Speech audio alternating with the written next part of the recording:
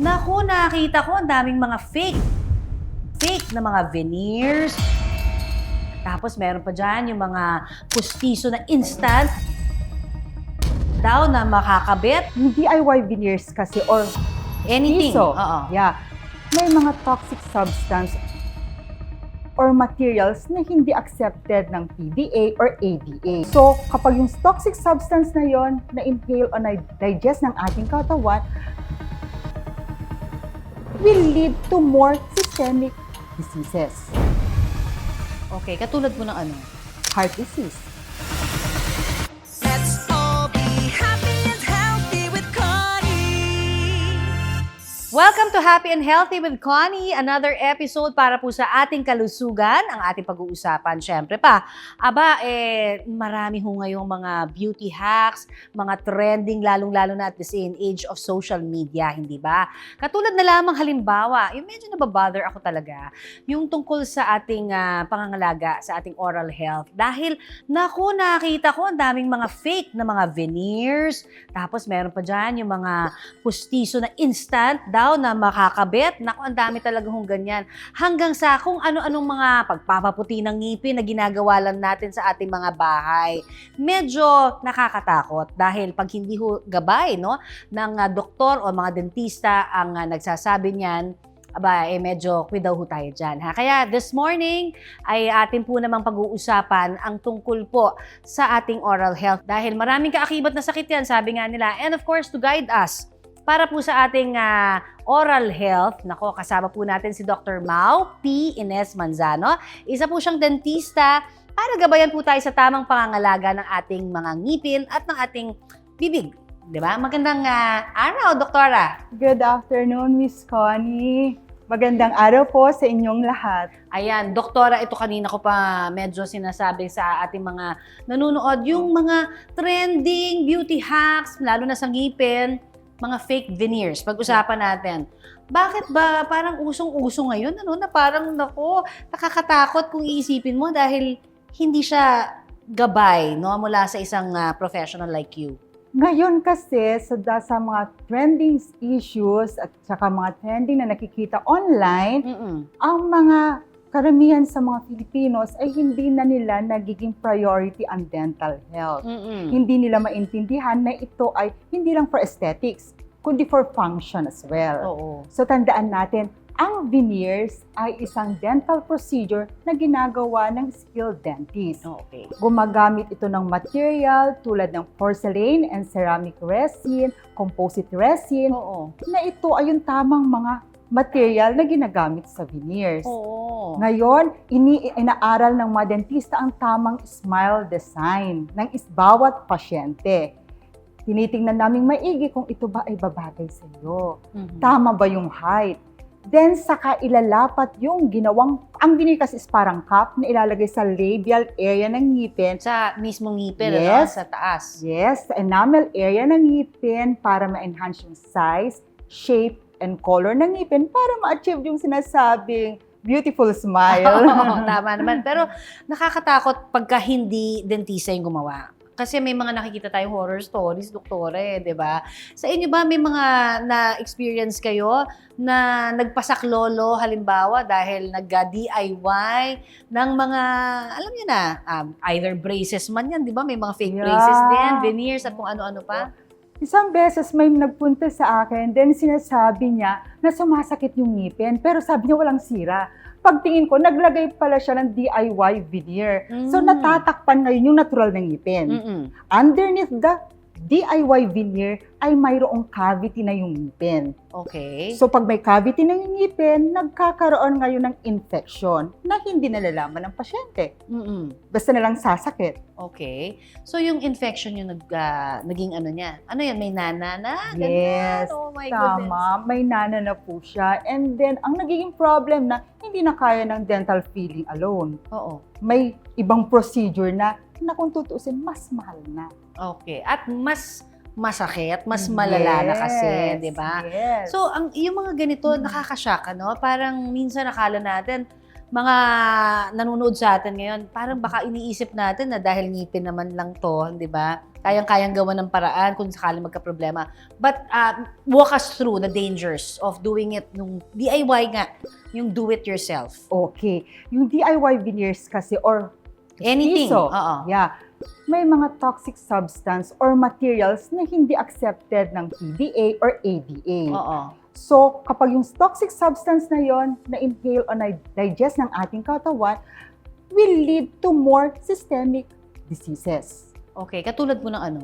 Heart disease. Ah. Kasi kunwari, yung toxic substance, dahil nga dun sa toxic substance, nagkaroon ng problem yung ngipin, Mm-mm. nagkaroon ng infection. So, pag yung bacteria and then infection nagsama, pumupunta sa bloodstream ng pasyente, nagkakaroon ng systemic health disease. Oh, may mga namatay na ba dahil dyan sa mga ganyang gawain, doktora? So far, wala pa naman. Mm.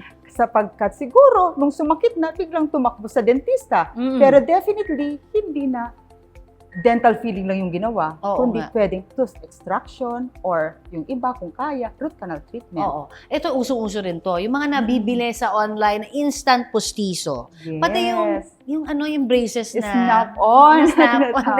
Oo, sige, kwentuhan mo kami, doktora. Mm. Kwentuhan lang tayo para at Yes. least magabayan din sila. Okay. Ang denture kasi or prosthesis ay kinukuha yung tamang hulma ng pasyente. Mm. Ito ay custom fit. Hindi pwede yung denture nito susuotin dun ng isa. Okay. Kailangan fit na fit ito. Oo. Nang sa ganon, ma-check namin yung bite. Kasi more on function talaga. Mm-mm. Pag na-check yung bite, hindi nagkakaroon ng TMJ problem. Oo. Anong TMJ para dun Okay. sa mga hindi Ang alam? TMJ ay ang temporomandibular joint, yung joint dito sa ating panga. Oo, pa nga. Oo. Mm. Na kapag nagkakaroon ng problema dito, maaaring sumakit yung ulo natin, yung cause ng headache. Okay. Dahil nagkikis-kis yung joint dahil dun sa maling bite na nilagay natin. Oo. O pangalawa, kapag ang denture ay ill-fitting, nagkakaroon ng problem sa gums. Sa gums naman? Yes. Oo. Bakit, doktora? Okay. Nagagasgasan yung gums, nagkakaroon ng redness, and ill-fitting ito. Kapag ganon, una, magkakaroon muna ng redness, Okay. then susunod dyan, inflammation, Mm-mm. then pag hindi naagapan, infection na. Oo, okay. Okay. Yung mga ganun ba, halimbawa, nagsuot na sila, pwede pa bang remedyohan using, kasi sabi nila, yun na lang yung budget nila eh. Pwede ba bang remedyohan o kailangan totally palit? Kailangan, ang dapat nilang gawin dyan, ay pumunta sa mga dentista. Mm-mm. For sure, kaming mga dentista, willing kaming tumulong basta tama yung procedure. Okay. We see to it, and we explain very well, may mga sasabihin kami na dental procedures na makakatulong sa pasyente para hindi nila maisip na mahal yung procedure. Mhm, mhm. At sinisigurado namin, tama ito. Oo. Pero yung mga braces, naku, ito mga high schoolers, minsan grade school lang, naglalagay nung yung snap-on, di ba? Yung hindi totoo pero mukhang braces talaga. Yes. Ano naman ang danger niyan? Pagka Okay. sa mas bata siguro na mga patients o halimbawa mga customers ang naiengganyong maglagay niyan. Karaniwan kasi ginagamit siyang for aesthetics. Pampakute daw. Yes, at saka status symbol. Oo. Ay, no? status symbol nga, oo. At gusto nila iba-ibang color. Oo nga. Okay. Pag ganun, mas nasisira lalo yung enamel ng ngipin o yung Okay. outer layer ng ngipin. So kapag ginagamit natin yan, dahil hindi niya malinisan ng maigi, dahil hindi naman na-adjust. Okay. Kapag hindi na-adjust, magkakaroon, mag-umpisa na yan, gum problem o yung tinatawag na gingivitis. Okay. Nagre-recede, no? Yung maangat na yung gums. gingivitis muna.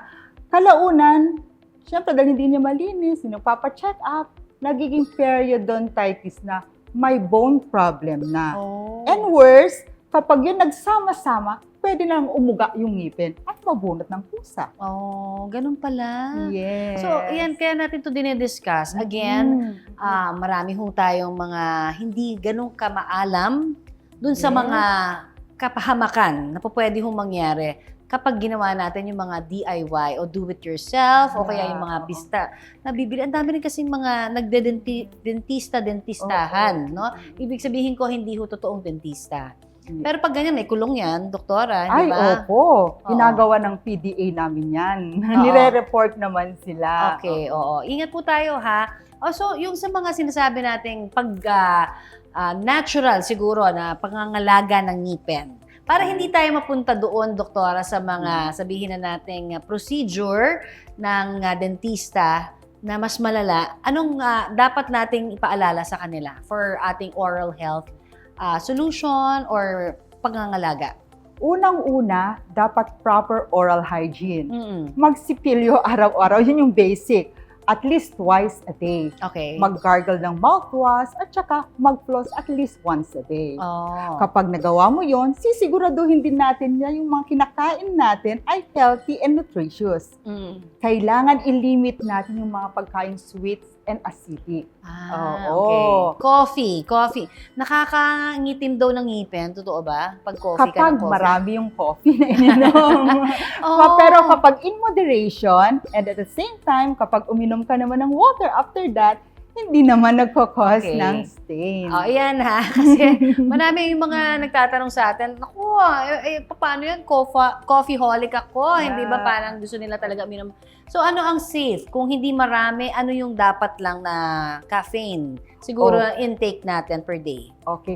Siguro it would be better kung hanggang 1 to 2 cups a day lang. 1 to 2 cups. Tapos, ano to, inom ka ng tubig agad? Yes, mas maganda yon. Sige. Para ma-flush out yung acid ng coffee. Okay. What about yung red wine? Yan yung mga, kasi kaya nagpapa-veneers daw, nangingitim yung ngipin o nagkaka-discoloration, mahihilig sa red wine, nagsistain din daw yun, pati tsaa. Kapag ang red wine ay in moderation naman. Bukod sa hindi ka malalasing. Hindi naman nagkakos yun Okay. ng discoloration agad-agad. So, same with coffee. Yes. Okay, doktora, ano ang proper oral hygiene? Para dun sa mga nagtatanong, particularly, you mentioned brushing of teeth. Pero ano ba yung tamang way to brush our teeth talaga? Okay. So sa brushing your teeth, kailangan gumamit ng soft bristles of toothbrush. Wag yung matitigas na Yes. toothbrush. And then kailangan in circular motion. Circular. At Ganyan. sabi nga ng mga bata tayo, it should be 2 minutes. Okay. Para lahat ng Sulok. sulok maabot ng toothbrush. Oo. Tama ba yung binabrush din yung teeth at saka yung sa taas po ng palate? Yes, pwede rin yon. At saka, ito idadagdag ko rin ha, kung may tongue scraper, mas Pwede yun. nakakatulong yon. Yes. Yung tongue scraper, yun yung pangtanggal ng mga kinain natin. Yes, sa tongue nanonood sa tongue. area. Okay. You mentioned na kailangan regular check-up. Kasi ang alam lang natin, twice a year magpunta sa dentista. Is that really enough? Lalo na halimbawa kung sa mga bagets pa lang? Okay. Yung twice a year, depende kasi yun sa habit mo. Okay. Okay? Kung talaga naman na nagtutoothbrush ka everyday, proper oral hygiene, well, twice a year is good Okay already. lang. Pag walang mga sira-sira. Yes. Sapagkat pag pumupunta tayo sa dentista twice a year, unang-una, na-assess ng dentista ng maigi yung dental concern. Yes. Pangalawa, na-educate niya yung patient ano yung proper procedure. And lastly, natitreat ng mas maaga para hindi mag-worsen yung case. Ayan. So, importante ho talaga yon. May mga sinasabi sila na yung toothpaste. Okay, ngayon may mga sinasabi bagong pag-aaral. Huwag na daw dapat tayo gumamit na may fluoride na toothpaste. First, ang sinasabi nila because ang fluoride destroys our gut, healthy gut bacteria na nandun sa ating tiyan. Ano ba ang totoo dyan? Okay, ang fluoride kasi ay ginagamit pampatibay ng ngipin. So definitely, huwag kayong matakot kasi yung nakalagay sa toothpaste, approve yan ng PDA at ADA. So yun ay hindi nakaka-apekto sa ibang part ng ating katawan. So, it's not true na may toxin din ho ang ating fluoride? Kasi yung ginagamit namin is in moderation lang. Meron siyang percentage. Okay. So kapag ganon, safe siya sa ating katawan. Okay. At saka, dapat din gabayan natin yung mga magulang ng mga maliliit na bata pa. Yes. So, depende daw yan sa dami ng toothpaste na ilalagay. Okay. Kapag ang bata ay nasa 6 months to 2 years, smear layer lang. Maliit Pea size. lang. Ganyan. Smear layer. Pag lumalaki na, pea size na. Okay. Oo. Ngayon, pag adult na, see to it na kalahati ng bristles ng toothbrush mo malagyan ng fluoride. Huwag nang mag-excess doon. Oh, wag naman yung parang gabundok. Ganun ba? Yes. Okay, what's the worst that can happen kapag ka medyo, kasi may mga kilala tayo, ang gagabundok yung toothpaste na inilalagay. Okay. Hindi rin pala okay yun. Yes, hindi rin okay yun. Kasi pag gano'n, di ba, merong minsan may flavor yung toothpaste na ginagamit. Hindi na natutoothbrush ng maigi kasi kunwari maanghang. Ah. So, hindi na nagagawa yung tamang brushing. Mm-mm. Hindi, iluluwa na lang yan. So, yung purpose, hindi na, naiiba na, hindi na nakakatulong para malinisan ng maigi yung ngipin. Okay. What about, yung mga tanong kasi natin dito, doktora, yung kailan dapat unang dalhin yung mga bata sa dentista? Okay. Nice question, ma'am, no? Sa amin, pagkapanganak pa lang, ini-educate na namin ang mga parent. Kasi ang goal namin, unang-una, mag-suck yung baby sa parent. Ah, okay. Yes. Kaya we see to it na kung may Breastfed. yes, dapat breastfed, no? So, kunwari, nakita ng dentista na may tongue tie, pwede niya itong i-release. Nang sa ganun, makapagsak yung baby sa parent. Okay. So, dapat importante ang breastfeeding talaga. Napaka-importante ang breastfeeding. Even sa ating oral health, can you imagine? O sige, can you expound on that, doktora? Bakit siya importante? Ang breastfeeding kasi is very nutritious, walang sugar yon. Okay. So, ang culprit kasi sa mga gum diseases, sa mga cavities, ay sugar. So, kung ang ginagamit natin ay formula milk, may sugar yon. So, may tendency, pag tumubo yung ngipin at gumagamit pa rin ng formula, hindi nagbabreast ng maigi yung bata kasi nahihirapan, yun yung makikita natin, bakit bata pa may cavity na. Pero kapag breastfeeding kasi, less yung chance na magka-cavity yung bata. Ayun. So, that is very important. Yes. Kapag 6 months, sabi nila, nagngingipin, di ba? Yeah. Anong pwedeng way to brush daw the gums ba? Paano ba yun? Doktora, can you explain? Okay. Kapag nangingipin yung bata, yung baby, no, minsan kasi masakit. So, minamassage namin yon. Tinuturo namin sa parent, yung tamang massaging ng gums. Paano ba? Paano? So, dito lang, parang ipapalpate mo lang ng ganyan. Kasi hindi pa naman madumi. Hindi naman madumi yung... Pwede bang gumamit ng mga bimpo, sackcloth, Yes, yung mga ganyan? nakakatulong yon, yung bimpo o kaya cotton. Pwede mong i-wipe dun sa area para lang ma-wash out yung mga white na patches na nakikita natin usually sa mga bata. Yung milk, no? Residue. Yes, milk residue. Yung tubig, syempre, after ba drinking ng ating, lalo na yung mga nagmi-milk formula, importante, painumin ng tubig. Kunwari, ang bata ay gumagamit ng milk formula, we suggest na kailangan sundan ng tubig afterwards. Okay. Para ma-flush out yung sugar na galing sa milk. Ayan. Ay, ang ganda, di ba? Kasi at least may gabay tayo. Kasi maraming very early in life, bungal-bungal na yung mga bata. No? Lalo na siguro dun sa mga magpe-permanent na yung teeth, di ba? Ano ang gabay para sa magulang? Kasi ang sabi nila, doktora, is it true, na yung ating ngipin, lalo na sa mga bagets, sa mga bata po, no? Yung mga hindi pa permanent, no? Pagka ito ay bulok-bulok, nade-determine din yung lalabas na ngipin for the permanent teeth. Tama ho ba yun? Tama yun, Miss Connie, no? Meron kasi tayong tinatawag na eruption stage. So, hindi mo basta-basta bubunutin lang yung ngipin kapag wala pa yung kasunod. Okay. So, kailangan yung temporary teeth, okay siya, maayos siya, para hindi mo ito mabunot ng mas maaga. Okay. Kasi doon din yung susundan ng permanent tooth. Una, pag ganon, less yung chance na magkaroon ng crowding sa ngipin. Crowding yung marami.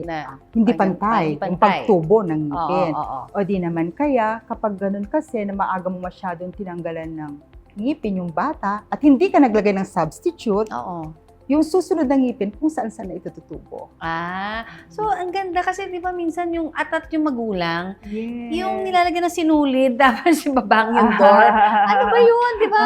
Nangyari yun sa ating generation. I don't know kung may mga gumagawa pa rin yan sa inyo. Pero anong gabayan niyo pagdating dyan? Yung mga umuuga-uga na yung mga temporary na mga ngipin ng mga bagets natin. kapag ang bata ay nasa 5.5 years old, nag-start na yan, 6.5 years old, maiging mas dalhin nyo na sa inyong mga dentista. Okay. Para kung sa ganon, may mga ngipin na ito naman hindi umuuga, pero nandun na yung kasunod ng ngipin, Oo. ma-extract na ng dentist. Pwede Para yung sa dentist. ganon, hindi naman ito magsungki-sungki. So wag na lang din nilalagyan ng sinulid. O kaya yung mga bata mismo, di ba, sila yung nagtatanggal. So wag na lang din. Well, kung talagang, to be honest, kung talagang mobile na, talagang umuugahan na, Pwede naman. talagang kusang natatanggal naman kasi. No? Baka daw kasi malunok. So, Yun, tinatanggal dapat nila. ingatan din. Okay. Wag yung natutulog yung bata, din Oo. gagawin mo yun. Yes, tama. Sa mga Pilipinong gustong gumanda daw yung ngipin, halimbawa, nagkakaroon sila talaga ng problema, di ba, sa age na medyo conscious na. From bata to teenager, dyan na nako-conscious yun di ba, Yes. doktora? So, ano ang payo nyo when it comes to mga teenagers natin na medyo conscious na sila? Ano ba yung mga pwedeng magawa? Lalo na kung halimbawa, walang budget for braces. Tandaan na natural is always beautiful. Mm-mm. But see to it na it should always be healthy as well. Oo. So, kailangan malinis yung Oo. ngipin. Kunwari, wala ka pang braces, be sure naman na malinis yung ngipin. Oo. Walang gum problem. Oo. So, pag ganon, mas maiging bumisita sa inyong mga dentista para sa ganon, maturuan kayo yung proper oral hygiene. Oo. Magabayan kayo ng tamang gabay para sa ganon, hindi siya mag-worsen. Ayan. Alright. Thank you so very much, Dr. Mau Manzano, ating dentista na gumabay po sa atin for our oral health and hygiene. Tandaan ho natin na ang pagiging maagap natin sa pagpapatingin sa ating mga pinagkakatiwalaang dentista at doktor, ang siya pong magiging susi natin para makaiwas tayo sa mga mas malalalang sakit. Alright? At syempre, yan din ho ang ating tip to be happy and healthy. Till our next episode dito po sa Happy and Healthy with Connie YouTube channel, don't forget to like, share, and subscribe. Bye!